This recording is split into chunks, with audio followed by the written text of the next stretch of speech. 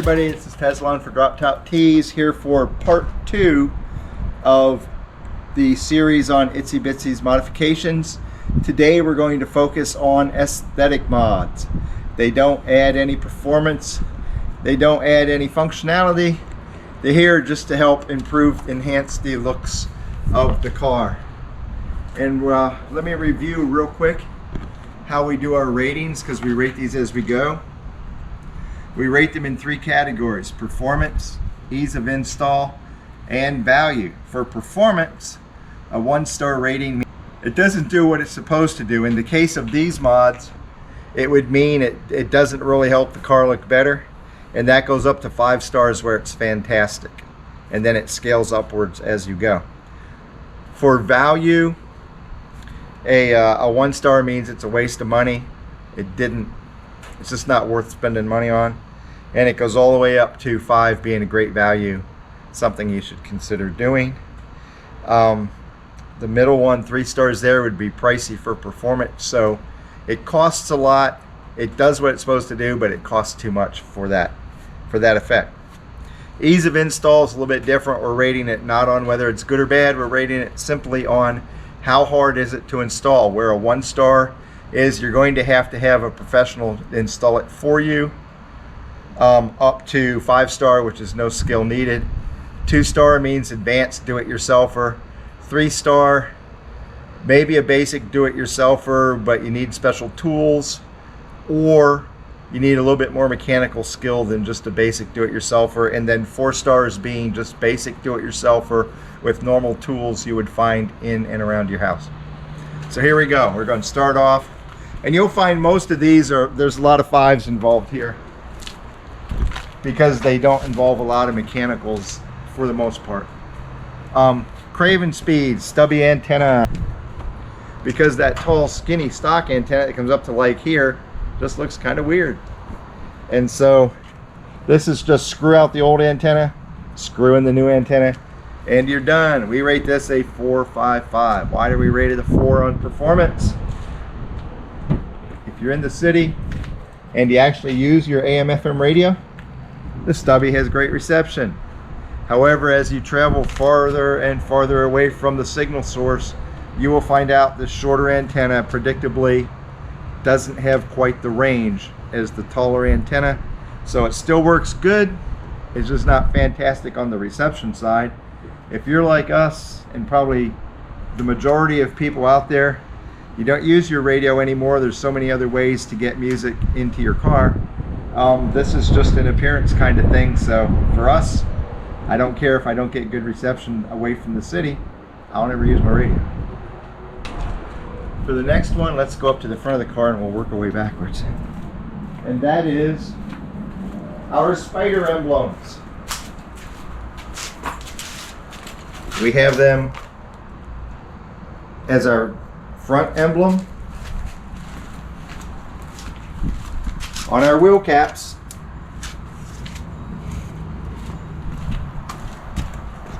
our trunk emblem, and on our steering wheel and our command button. Now, this is a design I created myself using paint.net, and I sent the design to a great gentleman on Facebook called the Badge King, and he created these emblems for me. To install them, you simply clean the existing surface with warm soapy water, then you use isopropyl alcohol. After that dries off, you peel off the backing of the emblem, make sure you have it straight, press it down, and it's there. My hood and trunk and my wheel hub emblems have been on for going on 2 years now. No sign of fading, no sign of coming loose. It's 3M automotive type tape, and they're just there. I really love them. You can make your own design. If you like mine, I know I've probably had 15 or 20 people ask me for my design. Just send me a text or a private message on Facebook or something. I'll just give you the design. I'm not trying to make money off them. But they just, on a 124 Spider, if you're a classic or an Lusso, I just think they enhance the style of the car. Obviously, if you have an Abarth, you have the Abarth badge with the Scorpion on it, you probably wouldn't want to change to these. So we rate this a 5.55. They cost like $25 a badge usually. Depends on how many you order at once. If you order a whole set at once, you may get a discount. Okay, next thing. One of the things I hate most about these cars, and there's very, very little I hate, is these god-awful plastic sun visors. I don't know how you can make a car look so cool and put this on them. Actually, I do know why. They made it to be a lightweight sun visor. They just don't look good. Solution: you can get leather covers. Mirror still works. They basically wrap around. There's a little clip and Velcro. These are custom designed to fit our sun visors. They are from a company called Rev 9 Autosport. We rate them as a 5.53, the 3 being because they are a bit pricey. They work great, they cover up the plastic, and they make your sun visors look a little bit more elegant, but you do pay a premium price to get them, thus the pricey for performance. Now, I skipped by these. We have our stem caps have a little spider logo on them.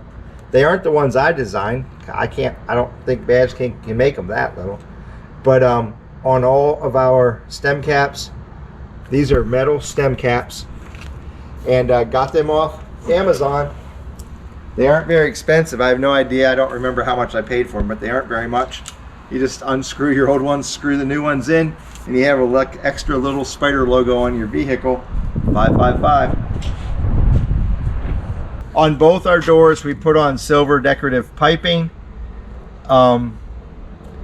Because the car trim is mostly silver throughout the rest of the cockpit, I went with silver. You can get this in all kinds of different colors, pretty much any color you want. They have this available on Amazon. I've had this in, most of it has been in going on 3 years now, and I haven't had any fading with the sun. Now granted, I keep the car in the garage. Unless it's out being driven around, it doesn't stay outside in the sun. I don't know if that has impacted it or not. Some of the vendors you'll see on Amazon, if you check the ratings, I urge you before you buy this stuff, check the ratings. Some of them are filled with complaints about their product fading. Find a vendor that doesn't have those complaints. And we rate this one a 5.45. I will say it's often not just as simple as cutting it and squeezing it in here. It helps if you have a trim removal tool that you can take a I didn't show this in the video when I did it. I have a video to showing you how I did it, and I didn't have trim removal tools at the time. It makes it a lot easier if you have just like a little wedge that you can poke in here as you go and then push this down in.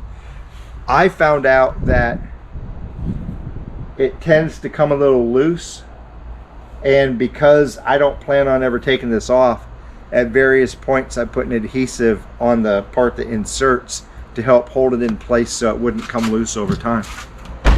We have this one rated 5.45. I would say borderline between 3 and 4 if you want to put it in well enough to prevent it from coming back out as you add on miles. Okay, the next thing,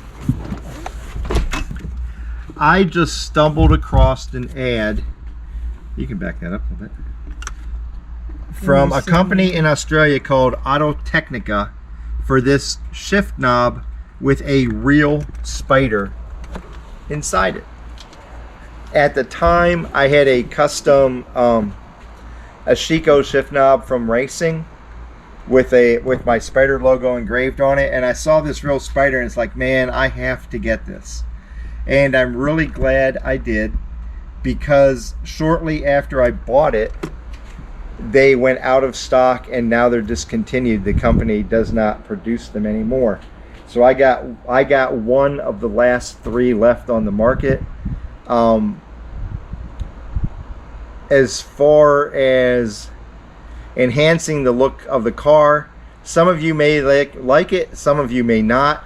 I will say that at car shows, it generates so many comments, it's unreal. Most guys like it, all the little boys like it, and a lot of little girls like it too. It's just crazy how much attention it gets when people see it. They will call their whole family over and take pictures of it and stuff just because it's unique. It's not weighted. We have this one rated as a 545. My experience has been, my one concern was that it's not a weighted shift knob, so if I'm doing an aggressive driving and I want to have really quick shifts, was it going to impact it? I had a really nice heavy weighted shift knob on the car, and from my experiences, it hasn't really made that much of a difference. The shifter's already so nice and the throw's short that I haven't seen any kind of difference in my ability to shift quickly. Another mod we did was, instead of the ugly airbag warning light from, I believe, MX5 things, we got a little panel where you take off, you basically take this piece in both your hands, pull it back, and it lets you get into here, and you just take out the old little plastic panel and put this one in.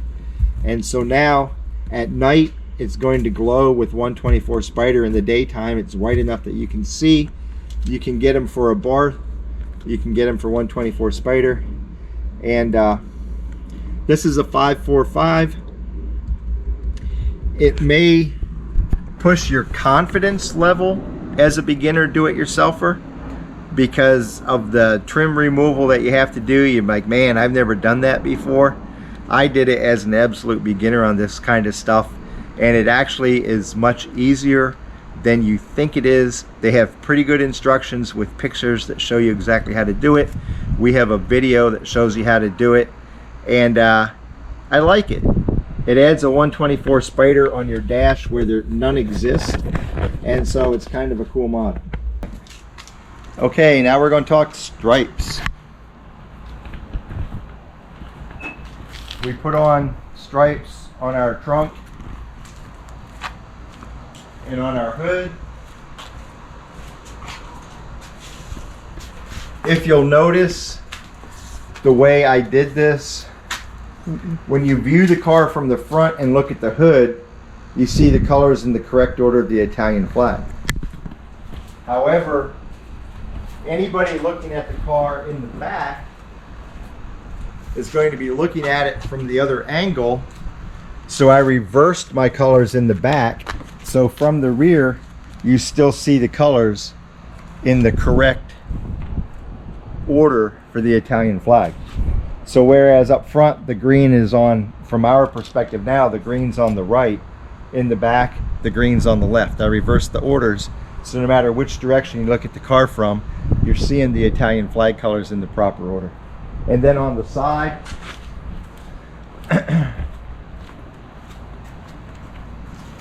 I worked with a graphics company, and my original design was a little bit different from this. They told me the way I had it, the stripes probably wouldn't last as long, and the graphic designer helped me modify them into this configuration. So they match the theme of the hood and trunk stripes. I have these rated at 525. It may even be 515 because of the fact you could conceivably do this with buying vinyl off Amazon or from a vendor and doing it yourself, but I didn't want 3 different separate stripes. I wanted it as one piece because it makes it, the longevity is greater if I use 3 colors on one strip of vinyl instead of 3 smaller strips of vinyl. And especially on the side stripes where it has the car's name, Itsy Bitsy, on it, I couldn't do that just by buying it and then painting it on or something. And so for the way I did it, it would definitely be a 1. I had to have a graphic shop do it so they could actually create the color combination that I wanted on a single strip of vinyl. Again, if you didn't want to put a car name on it, you could conceivably do a similar type thing with just by buying 3 different colors of vinyl and doing it yourself. That would still be an advanced do-it-yourselfer. Doing vinyl correctly just takes a little bit of skill. It takes a lot of practice. So you probably want to buy extra for when you mess up the first couple times. Now we'll move to the engine bay. We have a couple more farther back in the car, but we're waiting. I'm waiting to do the ones with lighting effects because I'm going to move the car into the garage so you can see how it looks when it starts. Let's start off, get up here. The billet aluminum oil cap I got from Madness 500. Now, it did not come with that spider. That's my spider logo. It comes with just a flat top, and you can get it in black or red. If you have an Abarth, the good news is 500 Madness sells them with the Abarth Scorpion already on it. However, for the spider, they don't have one with the spider. So I bought the blank one and went to a local engraver and had my spider logo custom engraved on the oil cap. So on this one, if you did it my way, you have a classic on a Lisso. If you just want to buy the blank one with no design, it's a 555. You just unscrew the old one, screw the new one in. If you do it the way I did it, it's going to be a 515 because I don't have, and I think most people don't have, to do custom engraving, laser engraving in their own house. You're going to have to take it to a graphic shop or an engraver to get that work done on it. And if you buy the Abarth version with the Scorpion already on it, you're back to 555. Jennifer has one on Saxy that's red to match her engine trim. Because again, you just unscrew it and screw it in. Right beside this, we have the dipstick, which I spray painted silver because I don't like the pink. We have a video on doing that, I believe. And this is 545, probably 555. I say 545. There is just a minor bit of skill involved. The video shows you how to do it. You just have to take care not to spray the paint down the whole dipstick. Looks so much better than the pinkish, purplish, whatever color they have on theirs. And you'll notice that the engine cover I painted with the Italian flag stripes on the 3 ridges on each side, just to add a little bling to the engine bay. This one is probably a 545. This isn't very difficult to do. The hardest thing about doing this is taking the time to use your painter's tape and masking off everywhere you don't want to paint with that particular color. Take a little extra time in making sure your masks are properly placed, and it ends up looking really nice. Okay, on the very front, I put an Italian flag emblem into this grill piece. The way I did this, and I rate this one 545. The way I did this was I bought, you can't find an emblem that looks like that fits right into that honeycomb. So what I did was I went on Amazon and found an Italian flag emblem whose measurements, whose dimensions were greater than that piece of honeycomb. And then I took a piece of cardboard and drew out the outline of the size of the honeycomb, put it down on the back of the emblem, drew it, and then I shaped it. I cut it to fit this. It's just 3M automotive tape. You just clean the area, use isopropyl alcohol, unpeel the back, stick it in. It's something where you don't need any mechanical skill, you just need to have a little craft skill. But I'm saying that it's a 4 because you do have to have the ability to measure something, transfer that measurement onto the back of the flag, and then cut it right. So it should be something anybody can do. Before we bought the tow hook, we bought the aftermarket 124 Spider emblem from Mopar. You can go to Mopar and actually buy a little insert that where this tow hook goes, there's a hole right there, it just snaps into, and I'll show you a picture of our car as we're talking right now. I'll put up the picture of the car with the 124 Spider grill emblem on it. That's a 555. Buy it from Mopar. It just snaps into place. So let's move to some where I'm going to talk about them all, and then I will close the garage and turn them on so you can see what they do. I was kind of wondering about this one, and that is door projector lights. These you see pop up on Facebook from time to time. You can buy them with like a Fiat logo. I don't know if you can get them with an Abarth logo, but the cool thing is if you shop and search, a lot of people allow you to use custom designs. Now I'll show here. And what you do is you send them a graphic of your design, and they put it on this little insert. And so you'll see in a second, what's projected on the ground when you open your door is actually the design that you created or that you sent them. So you can customize it literally any way you want in order to show the design that you want when you open your door. And we have a video on this. I will say, some of you noted in the video that this little magnetic piece that turns it off when you close the door, you can mount underneath your door sill. And this is it's like a proximity switch. The magnet has to be so close. When I put mine under, it wouldn't always turn off right, so I put it on top, so now it turns off every time. Otherwise it runs down. It just runs on like AAA batteries. This is a 545. It's probably a 555. The hardest thing is lining it up correctly with the magnet, because if it's too far away, it won't turn off when you close the door. But it's not a hard installation at all. You can probably see it. It'll show it better here in a couple minutes when we turn off the light. You can see the blue. I replaced the white LED with blue in both this top light and in the trunk. The trunk has a blue LED as well. We have an installation video on this. This is a 545. It's just a minor amount of skill. It's not hard to do these. The video shows you how easy it is.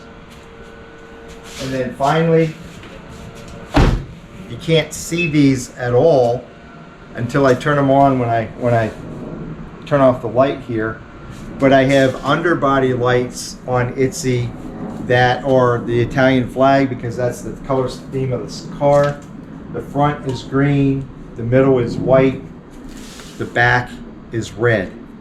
And you'll see when I turn them on that because the car's lowered, the LEDs don't have time to spread out far enough, so there's a couple gaps in the lighting. And so as installed, I'm going to rate them a 424, because I think I could have had a little bit better coverage on the colors, the way they blend together. And so I could probably put some LED strips instead that would provide a more consistent and constant color. So I'm going to say these are good but not great. I like the way they are. I think there's a little room for improvement. Okay, so we're going to close the garage door, turn off the lights. You're not going to be able to see, but I'll turn on the lights we just talked about so you can see how they look at night. There you can see the interior lighting as well as the door projector light. Hopefully that shows up well. And they reverse these so that on the far side, the passenger side projector will have the same orientation on the ground. It's not like flipped the other way. And then, Jennifer, can you put it in accessory mode? You can stay there and look pretty in an Italian sports car. And there you go. You can see how the underbody lights light up with the Italian flag scheme. And you can see the little gaps in the white light that I'd like to eliminate. I think I could switch to LEDs and do it, but for now this is fine. Combined with the striping colors, it all blends together for a consistent theme overall the car. So that is all the aesthetic mods we've put on Itsy. Didn't enhance performance or functionality, but it did hopefully improve the way the car looks in various conditions. Part 3 of the video we'll post in a couple days, and that will be all the performance mods that we've put on Itsy Bitsy, and they will improve the actual physical capabilities of the car in some way. So that'll be up in just a couple days. We'll probably film it tomorrow. If you like the video, thumbs up, hit subscribe, and we'll see you next time. Ciao.